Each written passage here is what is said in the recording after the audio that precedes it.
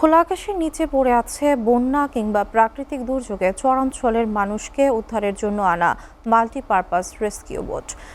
কোনোটি নদীর তীরে, কোনোটা ফসলি জমিতে অযত্ন অবহেলায় নষ্ট হচ্ছে এবং চুরি যাচ্ছে এর মূল্যবান যন্ত্রাংশ।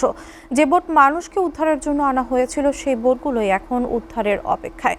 এলাকাবাসীর মহলের অভিযোগ, সংশ্লিষ্ট দপ্তরের চরম গাফিলতিতেই নষ্ট হচ্ছে সরকারের কয়েক কোটি টাকার সম্পদ।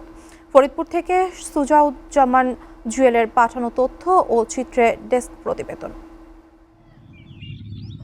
ফরিদপুরে চরাঞ্চলের মানুষকে বন্যা ও প্রাকৃতিক দুর্যোগকালে দ্রুত উদ্ধার ও জরুরি সহায়তার জন্য ত্রাণ ও দুর্যোগ ব্যবস্থাপনা মন্ত্রণালয় 2022 এবং 23 সালে 3টি আধুনিক মাল্টিপারপাস রেস্কিউ বোট বরাদ্দ দেয়,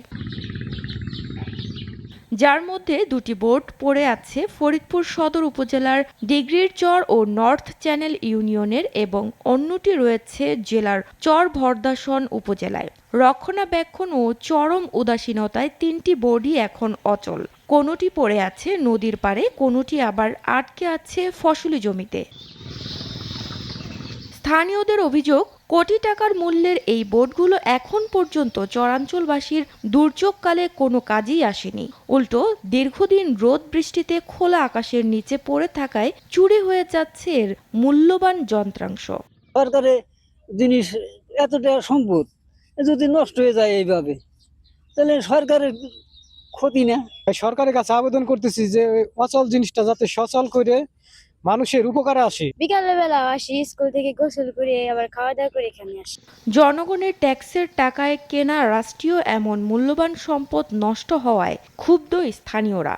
এই অপচয়ের জন্য দায়ীদের চিহ্নিত করে দ্রুত জবাবদিহির আওতায় আনার দাবি তাদের। আমাদের চোখের সামনে এরকমভাবে রক্ষণাবেক্ষণভাবে নষ্ট হয়ে গেল, এই দায় অবশ্যই দুর্যোগ এবং ত্রাণ মন্ত্রণালয়কে দিতে হবে। এই জবাবদিহিতার আওতায় তাদেরকে আনতে হবে। চরাঞ্চলে যাদের জন্য মূলত এই বোটগুলো আনা, সেই চরাঞ্চলের মানুষরা পানিবন্দী হয়ে যেতে পারে এবং যে কোনো সময় আমাদের উদ্ধার কার্য চালাতে হতে পারে। এদিকে সরকারি এই বোটগুলোর এমন করুণ অবস্থার পেছনে নিজেদের কি দায় ছিল বা বোটগুলো কেন চালু করা হয়নি তা নিয়ে জেলা ত্রাণ ও পুনর্বাসন কার্যালয়ে গেলে ক্যামেরাম্যানের সামনে কথা বলতেই রাজি হননি দায়িত্বপ্রাপ্ত কর্মকর্তারা। আমি হইলে তো আপনাকে বলতাম। কথা বলতে সমস্যা না না না, এইটা হলো পরিপত্র আছে একটা, ওই পরিপত্রের বিধান অনুযায়ী আমি কখনো ভিডিওতে কথা বলতে পারিনি।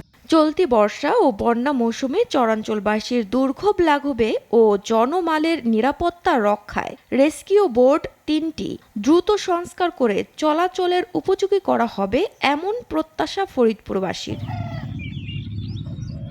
SATV news desk.